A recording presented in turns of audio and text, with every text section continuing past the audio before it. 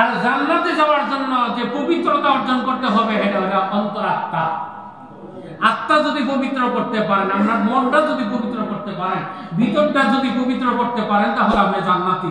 কাদ আফলাহা মান যাক্কাহা, যেই লোকটা তার ভিতরের আত্মাটা পবিত্র নিয়ে আমার দরবার আসবে, তার হিসাব কিসের, তা তো নাই কিছু, জান্নাতি। আল্লাহু আকবার বলেন।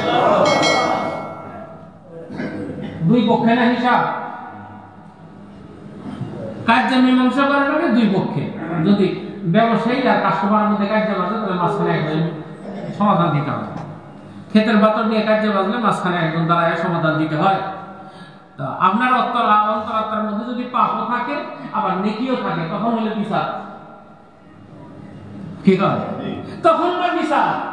কিন্তু আপনার নাই, আত্মা পবিত্র, হিসাব করবে কি? হিসাব নাই, যা প্রয়োজন ছিল সব আছে, যাও তুমি জান্নাতে। আল্লাহু আকবার।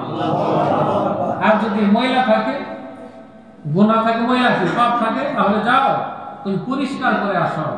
কারণ নাপাকি কেউ জান্নাতে ঢুকতে পারবে না, জান্নাত পবিত্র।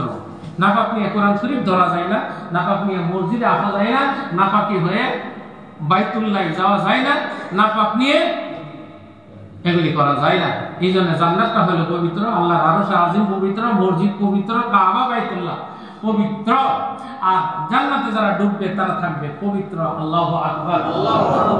এখন আমাদের কাজ হলো আমাদের আত্মা কেমনে আমরা পবিত্র করবো, ইসলাহ করবো, সংশোধন করবো। আমাদের আত্মার মধ্যে পাপ আছে, বলবেন এখন তাহলে আমাদের উপায় কি? যা হয়ে গেছে এইটুকু আমরা কেমনে কি করবো?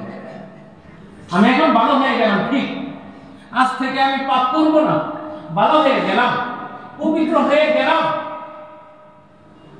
কিন্তু আগে আছে কি করব?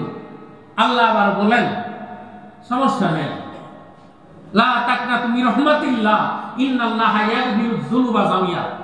চিন্তার কোনো কারণ নাই, টেনশনের কোনো কারণ নাই, রাস্তা দেওয়া আছে। যত বিপদ তত আনন্দের ব্যবস্থা আছে, রাস্তা আছে। তাহলে কি রাস্তা?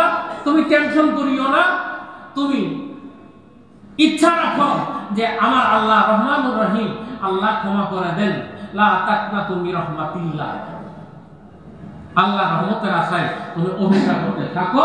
আল্লাহ বলেন ইন্নাল্লাহা লা তাকনাতু মির রাহমাতিল্লাহ, আল্লাহর আশায় যদি কোনো বান্দা অপেক্ষা করতে থাকে, আল্লাহ বলেন আমি তার সমুদয় গুনাহ আমি মাফ করব।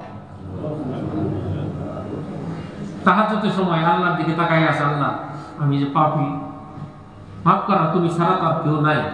আল্লাহকে বান্দা যখন বলতে দেরি, মাফ করতে দেরি।